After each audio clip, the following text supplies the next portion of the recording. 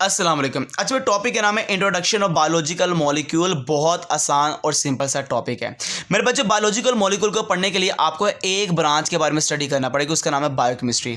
Biochemistry branch तो है biology की, मगर इसमें हम स्टडी करेंगे बायोकेमिकल कंपोनेंट्स के बारे में और साथ ही साथ केमिकल प्रोसेसेस के बारे में जो चल रहे हैं with in the living organism. मतलब यहाँ पे दो स्टडी करने लगे, बायोकेमिकल कंपोनेंट्स और केमिकल प्रोसेसेस जो चल रहे हैं लिविंग ऑर्गेनिजम्स के अंदर। इन दोनों की स्टडी करना जिस ब्रांच में की जाती है उसका नाम है बायोकेमिस्ट्री। बायोकेमिस्ट्री एक बहुत इंपॉर्टेंट फील्ड है। ये इतनी एसेंशियल है कि आपने अंडरस्टैंड करना एनाटॉमी फिजियोलॉजी की, ये दो चीजों के बारे में पढ़ने के लिए आपको बायोकेमिस्ट्री की स्टडी करना पड़ती है। बायोकेमिस्ट्री एक इतनी इंपॉर्टेंट है कि एसेंशियल है कि अंडरस्टैंड करने के लिए लेवल ऑफ बायोलॉजिकल ऑर्गेनाइजेशन, आपने लेवल ऑफ बायोलॉजिकल ऑर्गेनाइजेशन को स्टडी करना है तो आपको बायोकेमिस्ट्री की मदद लेना पड़ती है। जैसे कि बायोलॉजिकल ऑर्गेनाइजेशन क्या है, एटम से मिले तो मॉलिक्यूल, मॉलिक्यूल से मिले तो ऑर्गेनेल्स, ऑर्गेनेल्स से मिले तो सेल्स, सेल्स मिले तो टिश्यू, टिश्यू मिले तो ऑर्गन्स, ऑर्गन से ऑर्गन सिस्टम और ऑर्गन सिस्टम से बेटा इंडिविजुअल। इसको कंप्लीट स्टडी करने के लिए आपको एक फील्ड की मदद लेना पड़ती है, उसका नाम क्या बेटा बायोकेमिस्ट्री है। मतलब बायोकेमिस्ट्री में दो चीजों की स्टडी होगी, बायोकेमिकल कंपोनेंट्स और केमिकल प्रोसेसेस।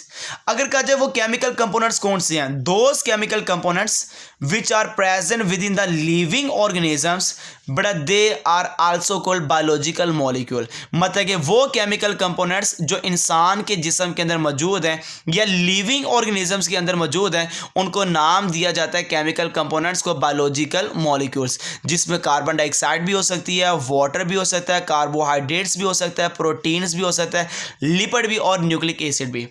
इनमें से ये जो आपके पास है कार्बोहाइड्रेट, प्रोटीन, लिपिड और न्यूक्लिक एसिड, ये कौन से बायोलॉजिकल मॉलिक्यूल है, ऑर्गेनिक मॉलिक्यूल है।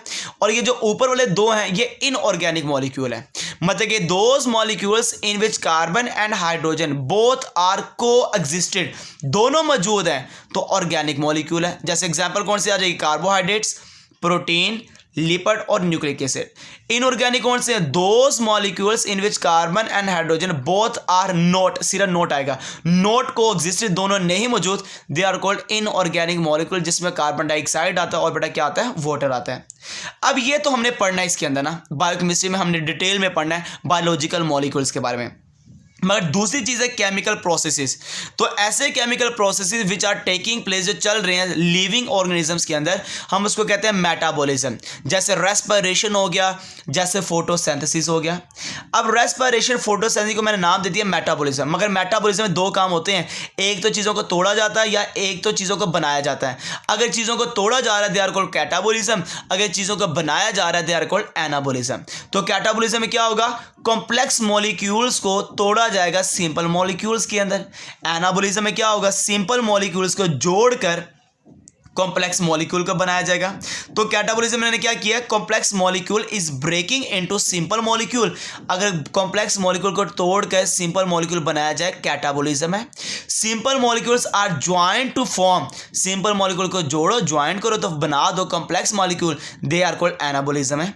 तो कैटाबॉलिज्म हम किसको कह रहे हैं, formation of simple molecules are taking place, यहां पे सिंपल मॉलिक्यूल्स को बना रहे हैं।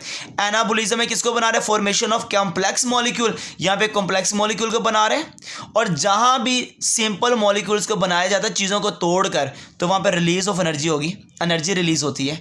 और जहां भी बड़े मॉलिक्यूल्स बनाए जाते हैं छोटों को जोड़कर, वहां पे यूज ऑफ एनर्जी होती है।